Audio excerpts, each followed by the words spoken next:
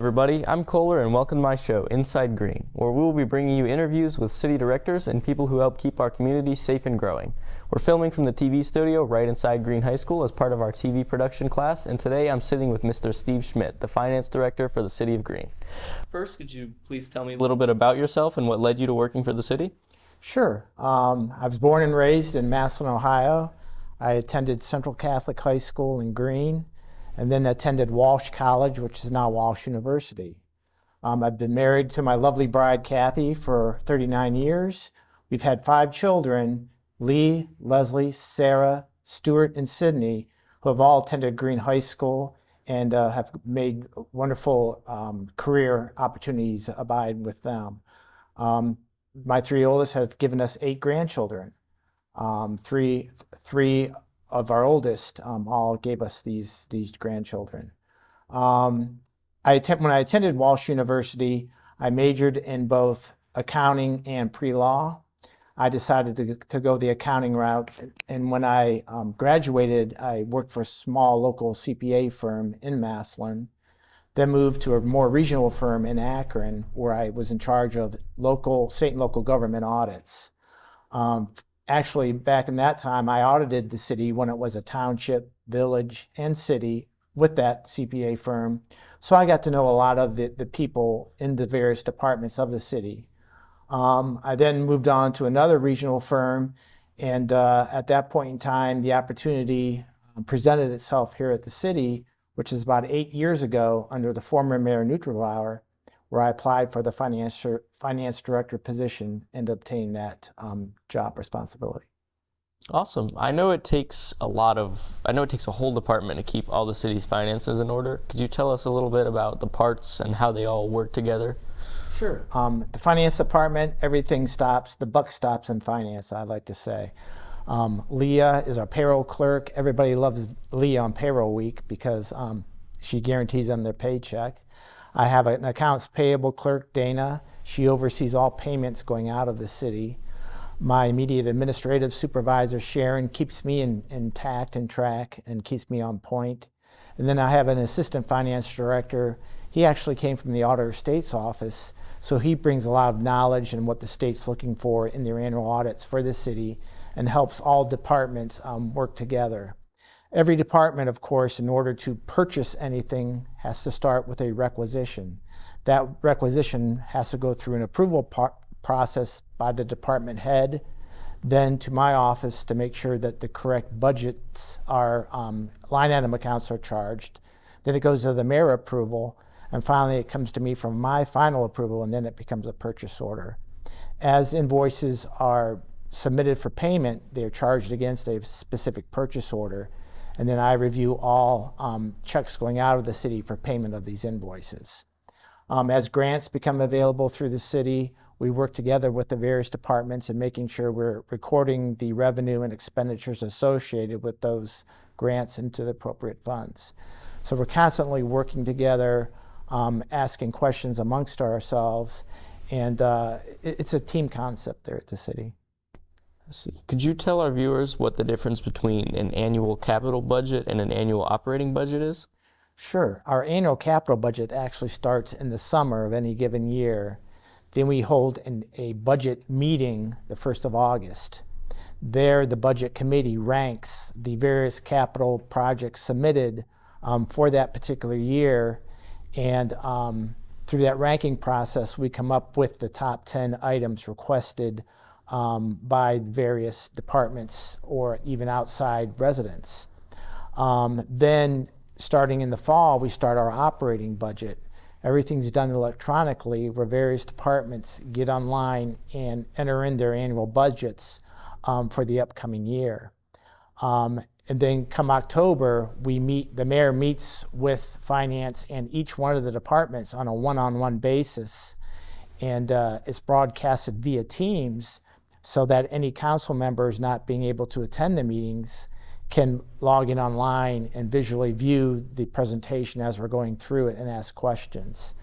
Our annual budget then is approved in December for the subsequent year, and based on our final operating budget numbers, then we put together the capital budget and finalized that based on the available revenues that the city can utilize in the subsequent year for our capital needs. And a lot of times our capital needs are driven on grants that become available. Perfect example, the current roundabouts going in here at Bettler and Corporate Woods. The federal funding became available last year, so we had to budget for that at that point in time and make our capital available to pay for our portion of those infrastructure improvements. What are some of the ways that the city will generate income? Is it mostly property taxes, or I know you said Green receives money from grants. Does it receive money for sales taxes? Unlike the schools, the majority of their revenue come from property taxes. The city's property taxes only account for about 10% of our total budget. The majority of our revenue come from income tax dollars. Roughly 50% last year came from income tax dollars. We had a bond issuance last year of almost $15 million, which will be utilized for the community courts project ongoing at the new middle school being built. And then we have about 12% in grant dollars from that coming from the federal government for infrastructure improvements. We get some state grants, for example, for the Willowdale Trail project ongoing, and we get some other minor grants for other projects. Can you explain to me the difference between city and corporate taxes? Sure. Every company within the city has city payroll taxes withheld at 2% for their employees. That amount gets remitted to the city, and that is about 70% of where our income tax dollars come from is employee payroll withholdings. The other 15% comes from individual income tax payments and 15% from corporate profit payments. So a corporation will not only pay some city income taxes based on their earnings, but will also pay federal and CAT taxes to the state based on their earnings. Is there anything else that you would like our viewers to know? And maybe a lot of people don't realize is that the relationship that the City of Green and Green Local Schools have developed over the years. Just more recently, last year, with the passage of the Community Learning Center bonds, we will be building in coordination with the school district in building this center and connecting it to the new middle school, which will be accessible not to only Green Local Schools, but residents as well. So we're constantly working together with Green Schools.